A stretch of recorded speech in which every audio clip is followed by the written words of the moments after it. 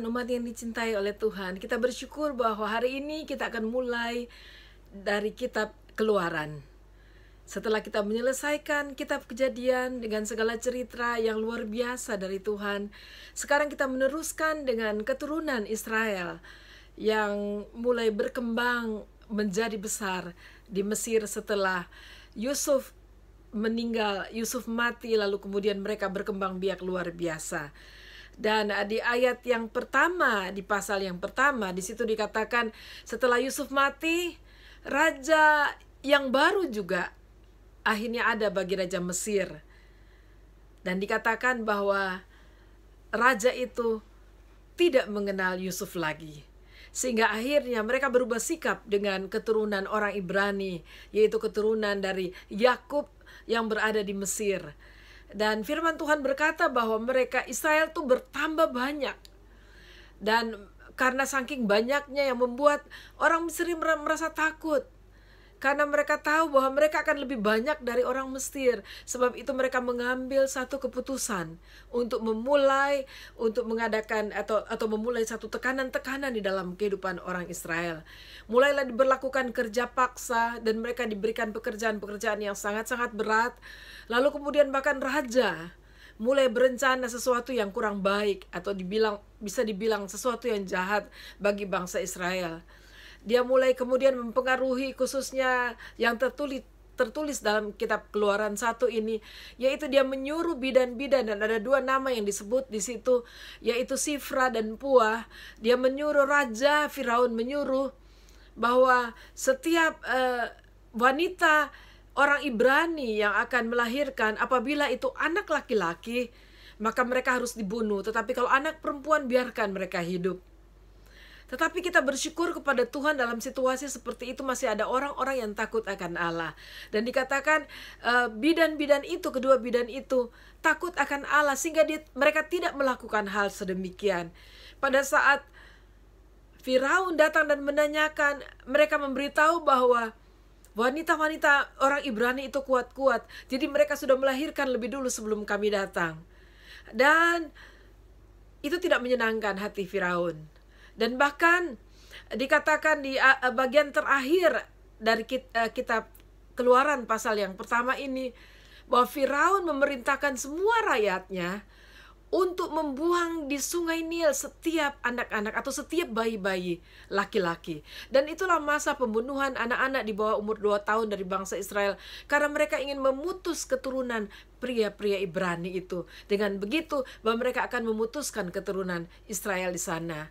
Tapi saudara, kita melihat, kita maju ke pasal yang kedua, kita tahu bahwa Tuhan itu berkuasa dan Tuhan memperhatikan, dan dalam tangan Tuhan segala sesuatu yang terjadi di muka bumi. Dan di situ dimulai di pasal 2 diceritakan tentang pasangan suami istri keturunan orang-orang Lewi, dan mereka kemudian hamil dan memiliki anak laki-laki yang kata firman Tuhan itu cakep sehingga mereka sayang anak itu, dan mereka memelihara anak itu 3 bulan. Tetapi mereka juga takut karena lama-lama pasti ketahuan kalau dia sudah mulai lebih besar. Akhirnya ayah dari bayi itu berencana untuk mencoba yang terbaik buat bayi itu. Dan dikatakan ayahnya menganyam sebuah keranjang dari daun pandan. Lalu kemudian di atas itu menaruh gala-gala, menaruh ter sehingga dia taruh bisa aman untuk diletakkan bayinya di situ. Lalu kemudian kakak perempuannya membawa keranjang yang berisi bayi mereka itu, membawa ke sungai Nil. Lalu kemudian melepaskan itu di air. Dan cerita berlanjut dengan putri Firaun datang ke sungai Nil berencana untuk mandi di sungai. Tentunya dia tidak sendiri, dia bersama dengan dayang-dayangnya. Dan pada satu kali dia melihat keranjang itu, dia juga penasaran, lalu meminta hambanya untuk mengambilkan. Pada saat keranjang itu dibuka, dan terlihatlah bayi mungil yang cakep itu. Dan pada saat bayi itu mulai menangis, putri Firaun jatuh belas kasihan. Dan dia mengatakan, pastilah ini bayi orang Ibrani. Dan pada saat itu muncullah kakak dari bayi itu. Lalu kemudian berkata kepada putri Firaun, apakah engkau perlu saya carikan inang penyusu untuk bayimu ini? Lalu kemudian, dia memanggil ibu mereka. Lalu kemudian ibunya datang. Lalu putri Firaun meminta untuk menyusu bayi ini. Dan lihat berkat Tuhan. Mereka bukan hanya dapat meyakinkan bahwa bayi itu selamat, tapi Tuhan berbuat lebih kepada mereka. Mereka dapat bersama-sama dengan bayi itu. Dan bahkan saudara perhatikan, kalau seorang ibu menyusu, lalu kemudian kedekatan itu kan ada, cinta kasih itu juga ada. Dan saya percaya pasti ibunya mendoakan bayi mereka itu setiap hari. Dan setelah mulai besar, bayi itu dikembalikan kepada, dan tidak lupa saudara, inang penyusu itu diberi upah oleh putri Firaun. Sampai dia besar, lalu kemudian diantar kembali kepada putri Firaun. Dan dikatakan dalam cerita itu bahwa bayi itu diangkat anak, dan mereka menamakan bayi itu yang sudah menjadi besar itu dengan nama Musa, yang berarti putri Firaun katakan, karena aku menarik dia dari air. Lalu kemudian sudah pasti sebagai anak Raja Firaun, dia dididik dalam cara sebagai seorang anak Raja Mesir. Dan cerita di pasal yang kedua ini berakhir dengan satu cerita saudara ya, yaitu pada satu waktu, pada saat sudah dewasa, dikatakan Musa sudah menjadi dewasa, dia keluar, dia ingin melihat, dan dikatakan di situ bangsanya yang ditindas oleh orang Mesir. Nah saudara, ternyata walaupun waktu yang pendek oleh ibu dari Musa, tapi berhasil menyeberangkan kasih dan menyeberangkan iman dan rasa persatuan di dalam diri Musa. Dan dia melihat, pada saat dia keluar, dia melihat orang Mesir memukul orang Israel atau orang Ibrani, masih dikatakan pada saat itu. Lalu kemudian bangkitlah rasa mencintai sebagai sesama. Lalu kemudian dikatakan bahwa Musa membunuh orang Mesir itu, lalu kemudian menyembunyikan itu. Dan keesokan harinya dia keluar lagi, dan dia melihat dua orang Ibrani sedang berkelahi. Yang satu memukul yang lain. Lalu kemudian Musa menghampirinya. Lalu salah satu yang memukul sesama orang Ibraninya itu, dia berkata, siapa yang angkat kamu menjadi hakim atas kami? Apakah saya juga akan dibunuh seperti kemarin kamu membunuh orang Mesir itu? Lalu Musa menjadi takut. Dia takut kedengaran sampai di istana tentu saja. Dan akhirnya memang betul. Akhirnya Firaun juga mendengar cerita itu. Dan di dalam ketakutan akhirnya Musa melarikan diri. Dan Musa melarikan diri ke tanah Midian. Lalu kemudian dia berada di satu sumur, lalu dia sedang duduk, lalu dia melihat ada 7 orang wanita bersaudara anak dari Imam Midian itu pergi ke sumur, lalu kemudian mau mengambil air untuk mengisi palungan domba-domba, tempat minum domba-domba milik ayah mereka. Tetapi pada saat itu ada datang gembala-gembala untuk mengganggu dan mengusir mereka untuk pergi. Tetapi akhirnya Musa datang dan membantu para wanita itu. Singkat cerita, akhirnya pada saat mereka pulang dan ayah mereka yaitu Rehuel, imam Midian itu mengajak, kenapa kalian biarkan dia? Mari ajak dia dan kita makan bersama-sama. Lalu kemudian Musa, dan saya rasa Musa pasti sudah lapar dan sudah lelah, dan mendapat tawaran seperti itu sesuatu yang sangat menyenangkan. Lalu dalam cerita ini, akhirnya Musa bersedia untuk tinggal bersama-sama mereka. Lalu imam Midian itu memberikan seorang anaknya yang bernama Rehuela Sipora menjadi istri Musa. Lalu dalam cerita ini bahwa Musa akhirnya memiliki seorang anak yaitu Gerson.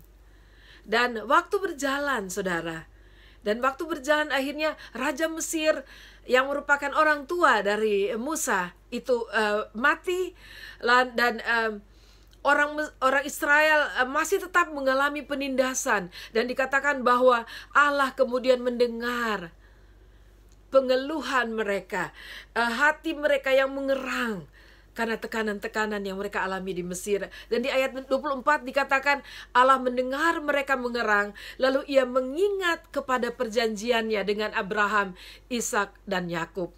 Saudara yang kekasih di dalam Tuhan, ada satu kata yang saya garis bawahi dan saya berharap ini menjadi berkat bagi kita. Kadang-kadang pada saat kita mengalami kesusahan yang berkepanjangan, tekanan-tekanan berat yang silih berganti, yang seakan-akan tidak ada habis-habisnya, mari kita percaya bahwa God still in control in everything. Allah tetap pegang kendali dalam segala sesuatu. Mari terus, jangan merasa putus asa, dan kita terus berseru kepada Tuhan, percaya bahwa Tuhan mendengar. Di dalam kitab Roma dikatakan bahwa pada saat kita berbicara, berdoa kepada Tuhan, bahwa Roh-Nya akan membantu kita dengan keluhan-keluhan yang tak terucapkan. Apa yang kita sendiri tidak tahu bagaimana kita ungkapkan kepada Tuhan. Ingat bahwa Tuhan ada bagi kita. Dan dikatakan Allah mengingat perjanjiannya. Saudara, kalau kita sudah menjadi anak-anak Tuhan, ada perjanjian darah yang sudah dilakukan di kayu salib oleh Yesus Kristus bagi kita.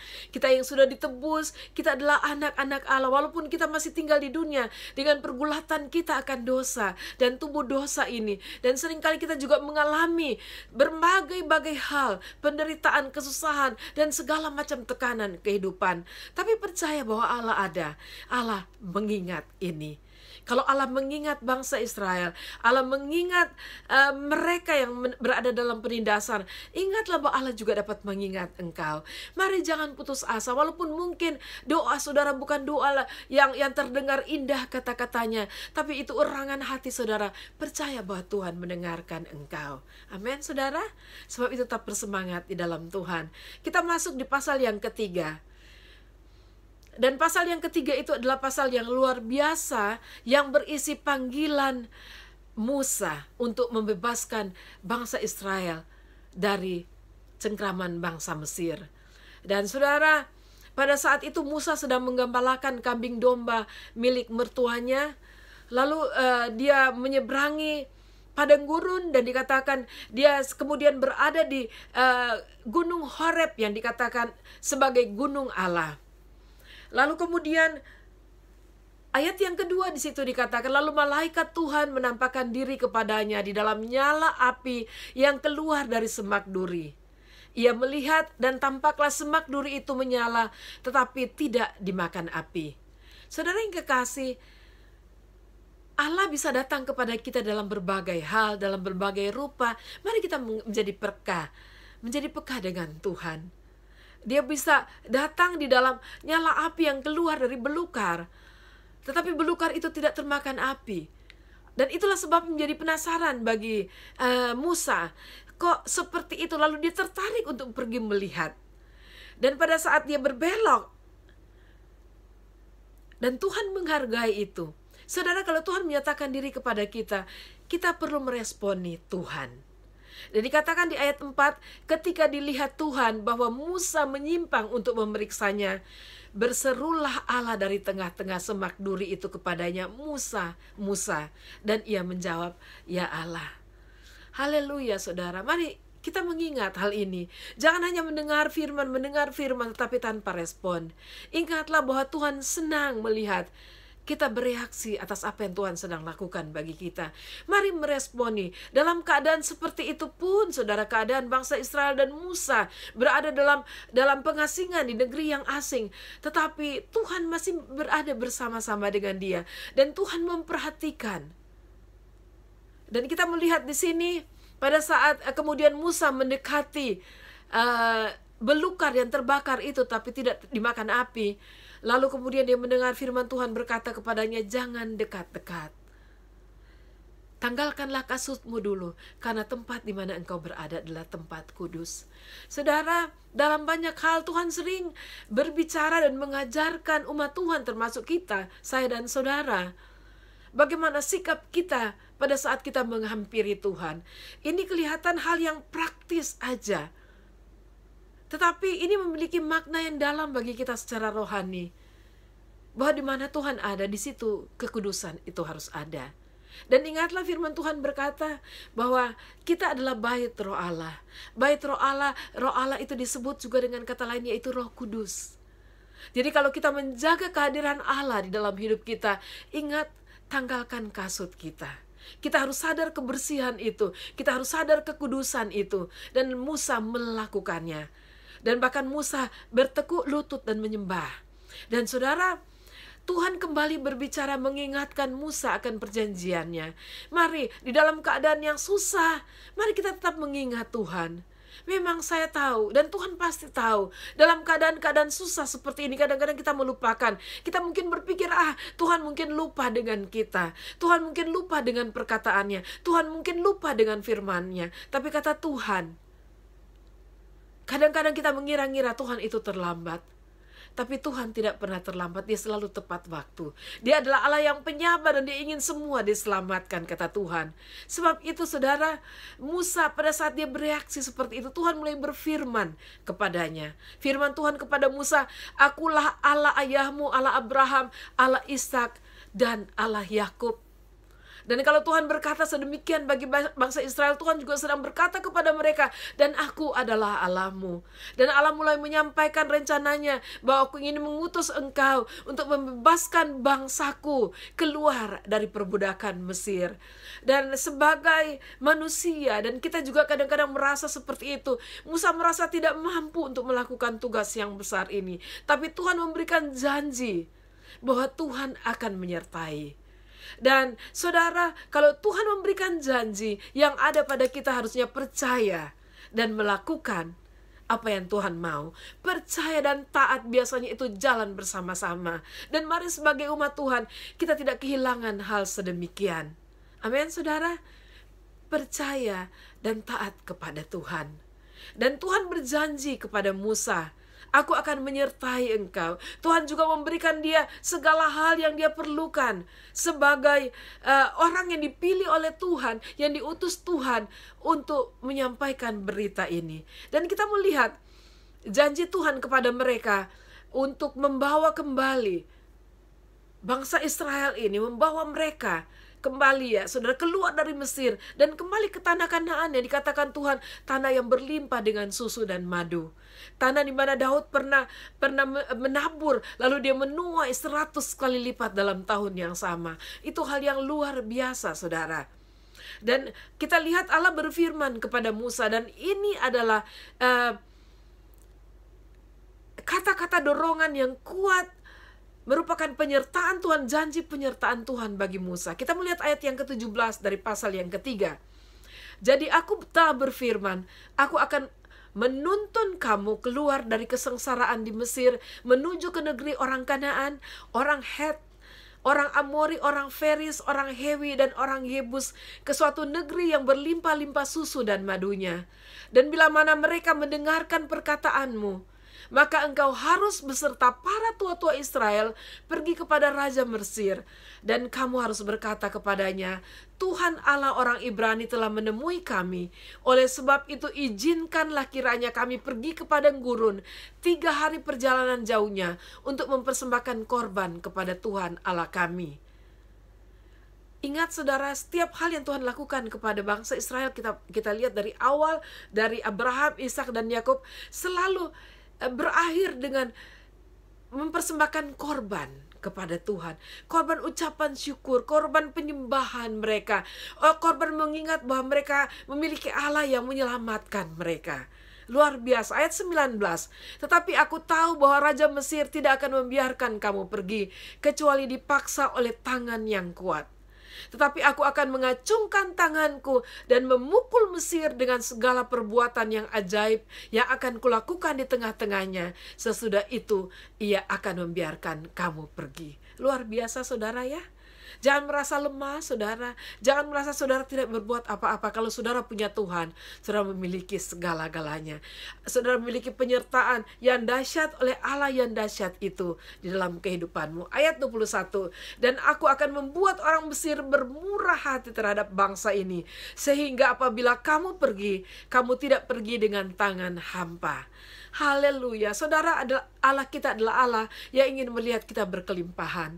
Memang dalam proses hidup kadang-kadang kita mengalami seperti orang Mesir, tekanan yang luar biasa yang sepertinya tidak ada harapan bagi mereka. Tapi ingat, pada saat Allah mulai bekerja di dalam kita, pada saat Allah mulai bekerja bagi bangsa Israel, mereka akan melihat, kata firman Tuhan, kedahsyatan perbuatan ajaib dari tangan Allah yang kuat dan perkasa itu. Mari percaya kepada Tuhan. Dalam keadaan apapun saudara sekarang, jangan kehilangan pengharapan saudara. Jangan kehilangan semangat saudara, terlebih jangan kehilangan iman saudara untuk percaya kepada Tuhan dan mentaati saja apa yang difirmankan kepada engkau. Melakukan saja apa yang diperintahkan Tuhan.